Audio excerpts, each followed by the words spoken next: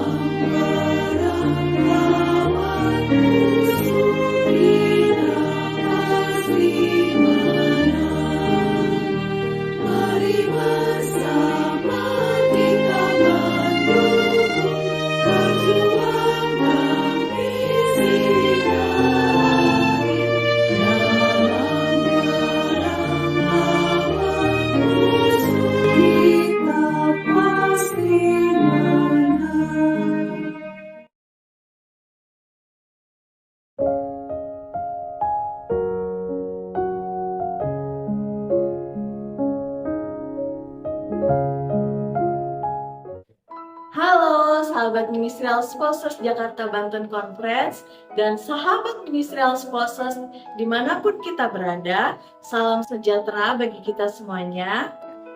Edisi buletin kita pada kali ini mengambil tema duri dalam daging. Sebagai keluarga pendeta, ada saja hal-hal yang sering mengganggu dalam kehidupan kita, sama seperti duri di dalam daging. Lalu, apakah duri dalam daging itu menjadi sarana bagi Tuhan untuk membentuk karakter kita menjadi lebih baik? Mari kita saksikan dalam tayangan berikut ini. Semoga melalui tayangan MSJBC Media dapat memberikan pengetahuan dan informasi yang baik dalam mendukung pelayanan Ministerial Sponsors Jakarta Banten Conference dan Ministerial Sponsors dimanapun berada. Tuhan memberkati.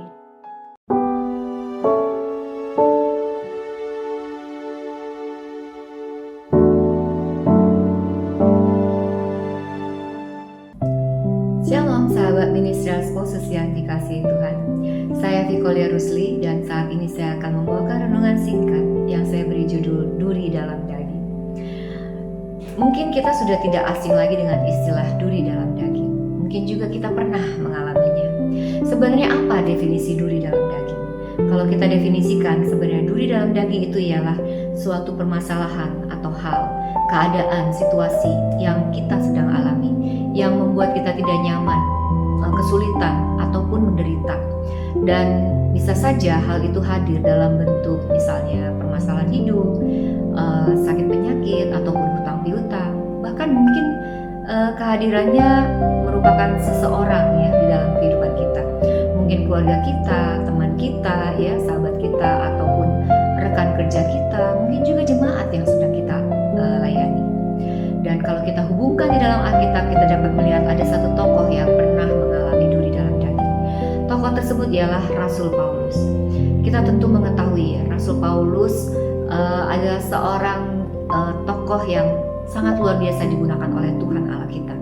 Di saat dia berjumpa dan menerima Kristus sebagai juru selamatnya, dia mendapatkan begitu banyak keajaiban, mukjizat, penglihatan, pewahyuan, bahkan juga karunia-karunia dilimpahkan kepadanya. Dan suatu hari dia merasakan ada duri dalam daging yang sedang dia alami. Kita dapat melihat itu di dalam 2 Korintus 12 ayat 7.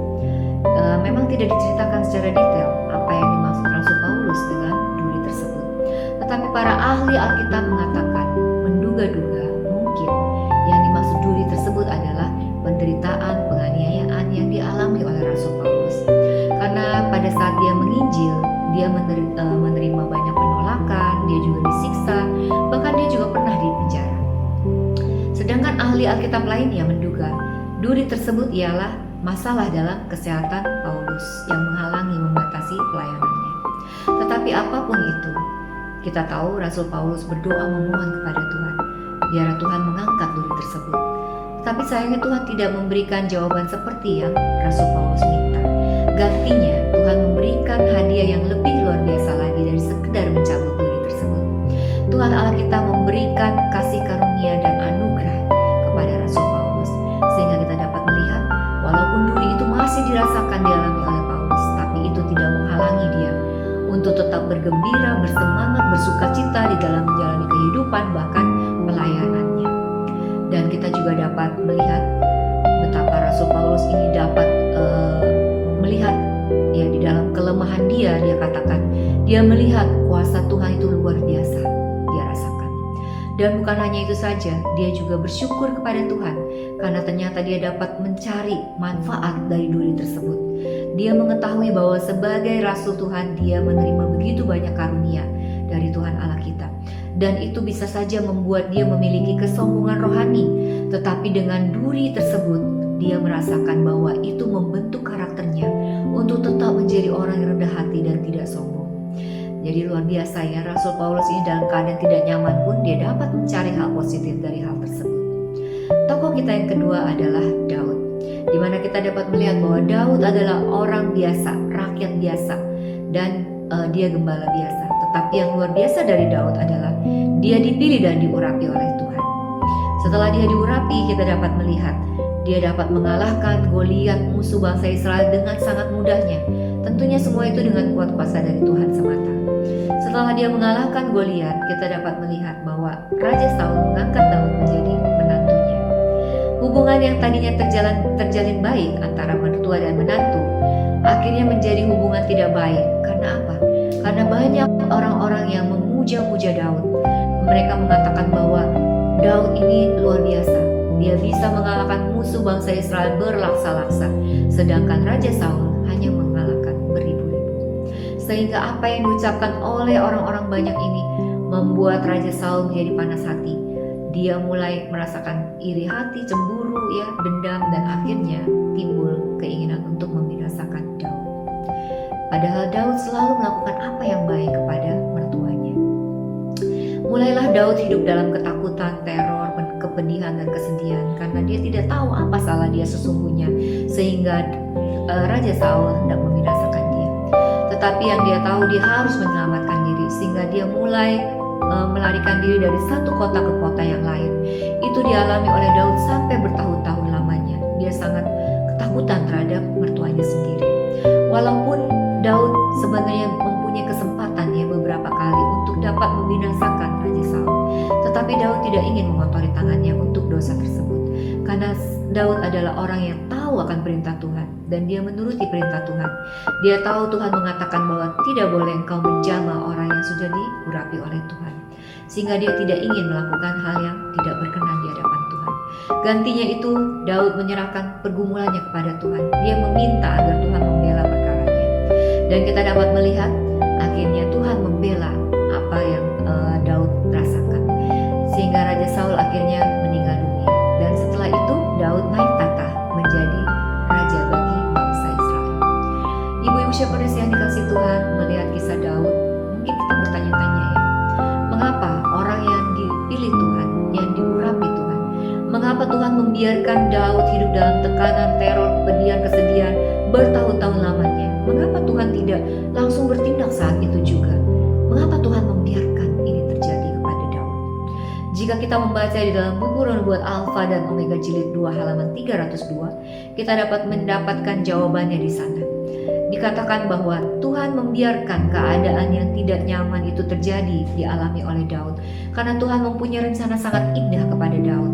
Tuhan ingin dalam rencana itu agar seluruh mata bangsa Israel sampai Yehuda dapat melihat siapa sesungguhnya Raja Saul.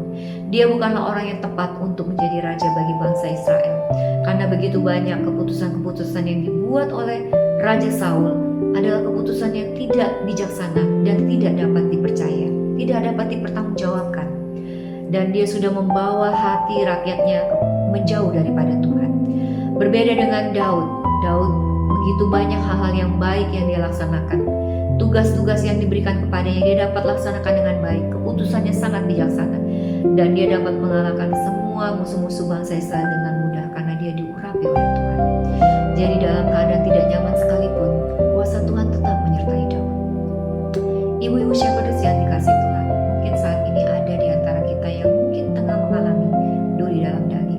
Mungkin kita sedang bertanya, mengapa Tuhan tetap membiarkan kita dalam keadaan seperti ini? Mengapa Tuhan tinggal diam? Mengapa Tuhan tidak segera menjawab permohonan kita? Dari dua tokoh yang sudah saya bawakan tadi, biarlah ini dapat membuat kita lebih percaya kepada Tuhan. Biarlah kita dapat tetap memiliki pikiran yang positif terhadap Tuhan. Bahwa sekalipun kita mengalami hal yang tidak nyaman, Tuhan melihat dan menyaksikan, Dia mengerti dan merasakan apa yang tengah kita alami. Dan yakin dan percaya bahwa jika kita membawa pergumulan kita ini kepada Tuhan, Dia akan menyelesaikannya bagi kita. Biarlah kita juga dapat belajar untuk mencari apa sesungguhnya manfaat duri tersebut di dalam kehidupan kita. Mungkin jika saat ini duri itu masih ada bersama kita, mungkin Tuhan hendak memberikan kita untuk belajar, untuk duri ini mengajarkan kepada kita untuk membentuk karakter kita menjadi lebih sempurna di hadapan Tuhan. Dan biar kita tetap percaya dan beriman bahwa ada berkat pahala yang besar yang tengah Tuhan sediakan bagi kita di balik pergumulan ini. Ibu-ibu shepherdess yang dikasihi Tuhan, biarlah renungan singkat ini dapat menguatkan iman kerohanian kita. Dalam setiap pergumulan yang kita hadapi, kita tidak pernah sendirian. Kita memiliki Tuhan yang penuh dengan kuasa, baginya tidak ada yang mustahil. Tugas kita adalah membawa pergumulan kita ini kepada Tuhan dan percaya beriman bahwa Dia akan bertindak tepat pada waktunya. Sekian renungan yang bisa saya sampaikan di saat ini. Biar renungan ini dapat menguatkan iman kita. Tuhan kiranya memberkati kita semua. Amin.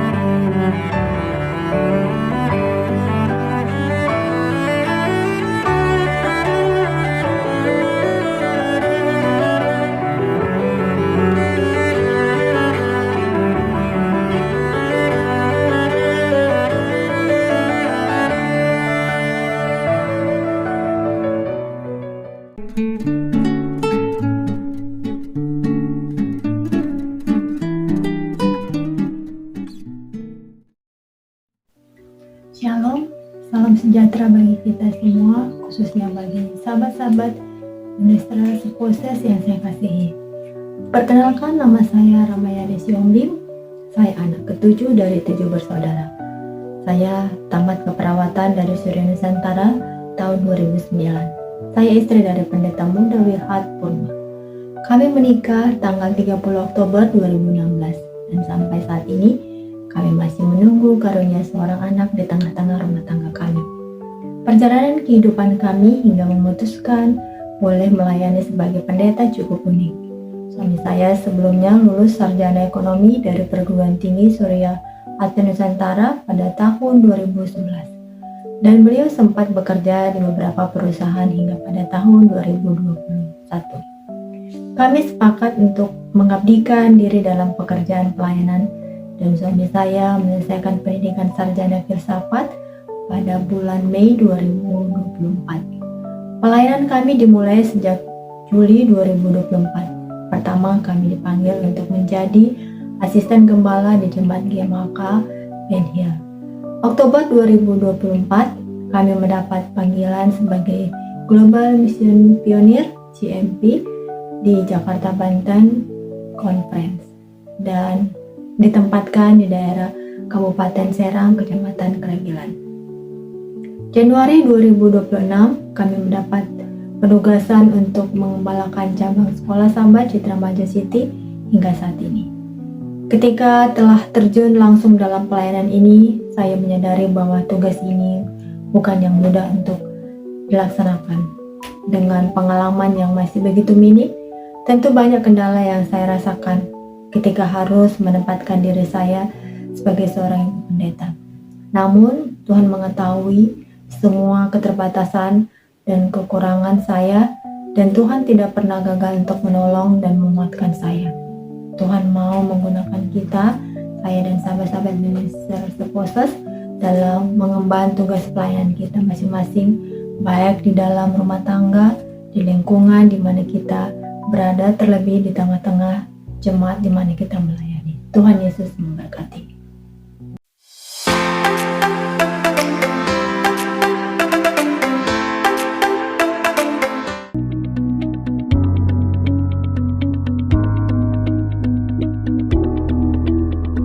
Sahabat Minister Spouses Jakarta Banten Conference, saat ini saya akan membagikan tips and trik membuat paracetamol alami di rumah tangga. Mungkin kita punya keluarga, anak-anak ya, cenderung demam, pusing, sakit tenggorokan, menggigil, atau panas dalam, atau badan tidak nyaman. Tips yang pertama adalah jangan panik. Orang tua kita jangan panik. Sebagai orang tua jangan panik. Yang kedua, jangan buru-buru kita kasih obat kimia. Dan yang ketiga adalah kita akan di dapur kita, alam semesta ini sudah menyediakan obat-obat yang bisa dapat kita gunakan sebagai paracetamol alami. Bahan-bahan apa aja kita persiapkan? Yang pertama adalah siapkan 1 buah pir segar yang sudah dicuci, 1 buah timun segar dan juga yang sudah dicuci. Siapkan 1 buah mangkok, siapkan 1 buah parutan, gelas dan 1 buah sendok, dan juga saringan. Yang pertama adalah kita sudah cuci bersih tadi timun dan pir, kita kupas kulitnya, kira-kira timunnya seperti setelah dikupas. Kita parut.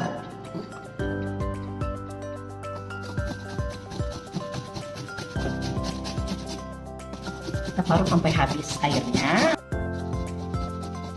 Timun ini memiliki kandungan air banyak 95%, dan ini sangat cocok, berkhasiat untuk mendinginkan suhu tubuh karena kandungan air yang banyak. Selesai, kita akan lanjut ke buah pir yang setelah dikupas. Nah, kalau buah pir ini sangat bagus sekali, berkhasiat untuk mendinginkan suhu tubuh ya, karena sifatnya yang mengandung air lebih banyak dan mineral, dan juga mengandung vitamin C atau vitamin kompleks yang banyak, dan juga meningkatkan daya tahan tubuh kita. Nah, kita parut ini sampai habis.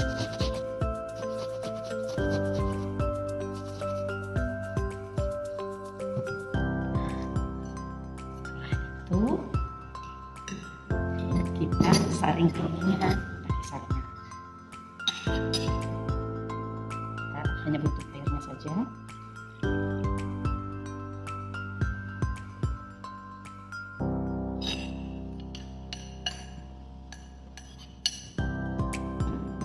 Tekan.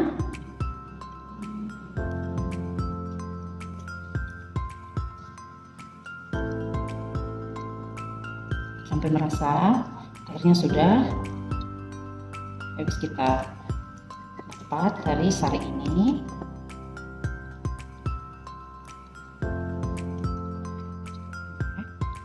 Ini banyak. Kalau merasa ini sudah cukup, nah, ini air sari dari sebuah timun dan sebuah buah pir. Segera minumkan kepada anggota keluarga, anak-anak, atau kita yang sedang lagi kurang sehat. Kita akan minum airnya. Sangat manis. Inilah paracetamol alami yang Tuhan ciptakan untuk dapat berkhasiat untuk meredakan suhu tubuh kita. Dan semoga tips ini sangat bermanfaat untuk keluarga kita, untuk tempat pelayanan kita di jemaat. Dan selamat mencoba. Tuhan memberkati kita semua.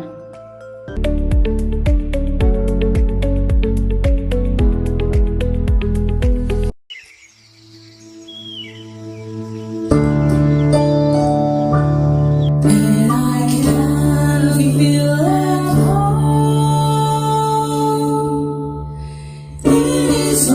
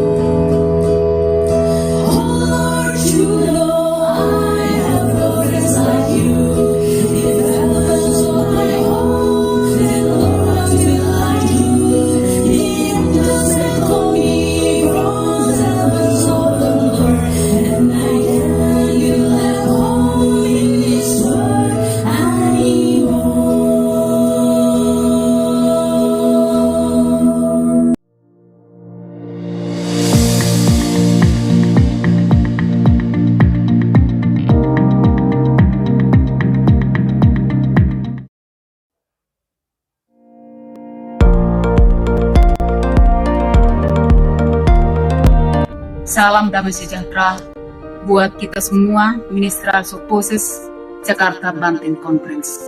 Saya akan membagikan satu kesaksian, yaitu tentang pengalaman kami pada saat awal pelayanan kami di tahun 2004. Pelayanan pertama kami yaitu di bagian dari Provinsi Bengkulu, tepatnya di Talang Praa. Kita mendapatkan SK sebagai TSPM, melayani di sebuah jemaat, namanya Jemaat Talang Praa. Dan gaji yang kita dapatkan pada saat itu jauh dari kata cukup, hanya 900.000 rupiah. Walaupun dengan gaji yang begitu kecil, kita tetap semangat untuk melayani pekerjaan Tuhan dan melakukan apa yang bisa kita lakukan. Di awal pelayanan kami, kita mencoba untuk berbaur dengan masyarakat setempat, mengunjungi keluarga demi keluarga, dan salah satunya keluarga yang kita kunjungi ada seorang ibu yang sudah menjadi seorang janda dan seorang anak gadisnya. Mereka ini adalah beragama Muslim, tetapi ketika kita mengadakan kunjungan rumah keluarga ini, mereka begitu senang dan merasa diperhatikan, sehingga mereka memberikan respon yang positif ketika kita berkunjung ke rumah mereka. Setelah beberapa lama dari kunjungan kita mendengarkan kabar bahwa ibu tersebut sakit dan dirawat di sebuah puskesmas. Puskesmas tersebut cukup jauh dari tempat kita tinggal. Pendeta Sinaga berangkat ke puskesmas untuk melawat ibu tersebut. Tiba di puskesmas, si ibu itu pun menangis terharu karena kunjungan yang dilakukan oleh pendeta Sinaga. Setelah beberapa lama dirawat di puskesmas, si ibu ini pun pulang dari puskesmas dan dia pulang ke rumah anaknya. Kebetulan rumah anaknya persis di depan gereja kita yang ada di Talang Perapat. Saya mengambil 2 ekor ayam yang kami pelihara pada saat itu. Kebetulan kita memiliki cukup banyak peliharaan ayam, dan 2 ekor ayam ini saya olah, saya buat jadi sup, dan saya antar ke rumah anak ibu tadi. Dan pada saat itu dia sangat-sangat terharu dengan apa yang saya berikan, dan saya katakan, cepat sembuh ya, Namburu. Lalu pada saat itu dia terima apa yang saya berikan itu, dan dia merasa sangat-sangat senang luar biasa. Dan setelah si ibu tadi sembuh, pada minggu berikutnya, tanpa kita undang, si ibu tadi bersama dengan anak gadisnya datang ke gereja. Pada acara Rabu malam, acara Pester, dan acara kebaktian hari Sabat. Mereka rutin datang seperti yang kita lakukan di dalam gereja. Setelah si ibu tadi dengan anak gadisnya rutin datang mengikuti kebaktian di dalam gereja, setelah 3 bulan kemudian ada KKR yang dilakukan oleh pimpinan kita dari Sumatera kawasan selatan. Si ibu ini bersama dengan anak gadisnya tadi memutuskan untuk dibaptis menjadi pengikut Yesus yang berhari-hari. Dari kesaksian yang bisa saya bagikan pada saat ini, kesimpulannya adalah janganlah kita enggan berbuat baik, walaupun itu kelihatannya seperti kecil, tetapi itu dampaknya sangat besar bagi orang lain. Sama seperti apa yang saya lakukan tadi, hanya dengan sebungkus roti crackers, 1 kaleng susu kental manis, bahkan dengan ayam yang kita pelihara sendiri, kita olah, kita berikan kepada ibu tadi, dan itu boleh menjamah hatinya, dan itu boleh menuntun dia untuk mengenal Yesus sebagai juru selamat kita. Biarlah kita, khususnya Ministerial Services yang ada di Jakarta Banten Conference, kita boleh melakukan apa yang mampu kita lakukan, bahkan apa yang ada di tangan kita. Walaupun itu kelihatannya seperti kecil atau kelihatannya sepertinya buat orang lain tidak ada artinya, tetapi kalau kita menggunakan apa yang ada di tangan kita, apa yang bisa kita lakukan untuk pelayanan kita, Tuhan akan memberkati itu dan bisa menghasilkan jiwa-jiwa yang baru di dalam pelayanan kita. Seperti ada tertulis dalam Pengkhotbah 11 ayat 1, lemparkanlah rotimu ke air, maka engkau akan mendapatnya kembali lama setelah itu. Demikian kesaksian singkat yang boleh saya bagikan pada saat ini, kiranya Tuhan memberkati kita semua. Amin.